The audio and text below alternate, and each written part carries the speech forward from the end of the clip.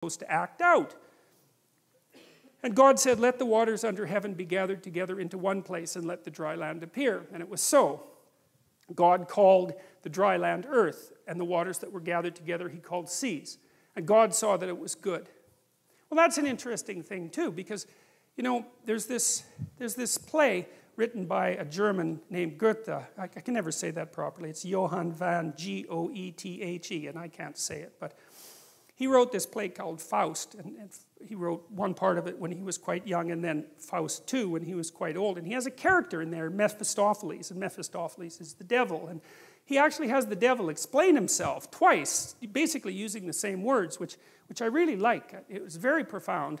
And basically, Goethe's Mephistopheles says, you know, he's the adversary of the word. That's a good way of putting it.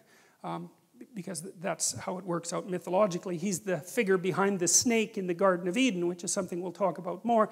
But he has a sophisticated philosophy. He's not just some random troublemaker. He's got a deep philosophy, and his philosophy is quite straightforward. And it's compelling. It's compelling.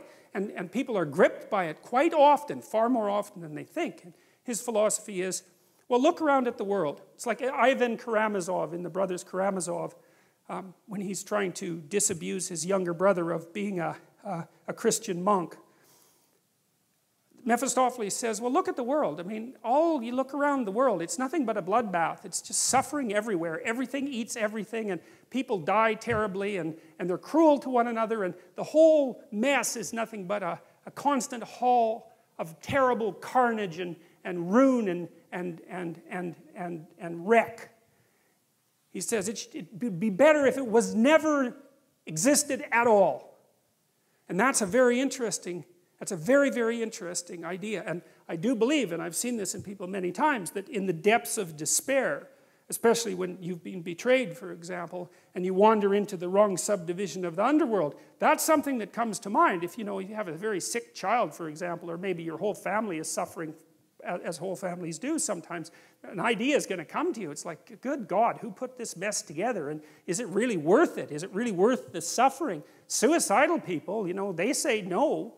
They say, no, enough of this. And you have to be pushed a long way, generally speaking, before you'll actually commit suicide. You have to be in very, very desperate straits. But your answer under those conditions is that being is such that it would be better if it had never been. And that's I think it's a terrible philosophy, I believe, because I think what happens if you act it out is that you make the very things that led you to despair far worse.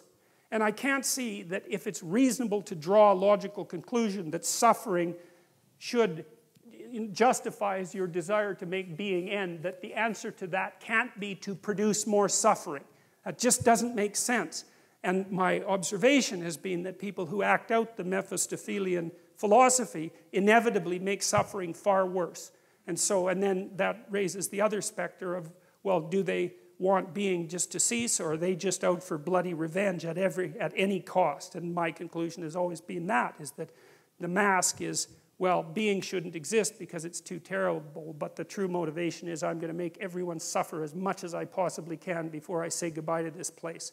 And if you read the writings of people like the kids who shot up the Columbine High School, they'll tell you exactly that that's precisely and exactly what they concluded and then acted out.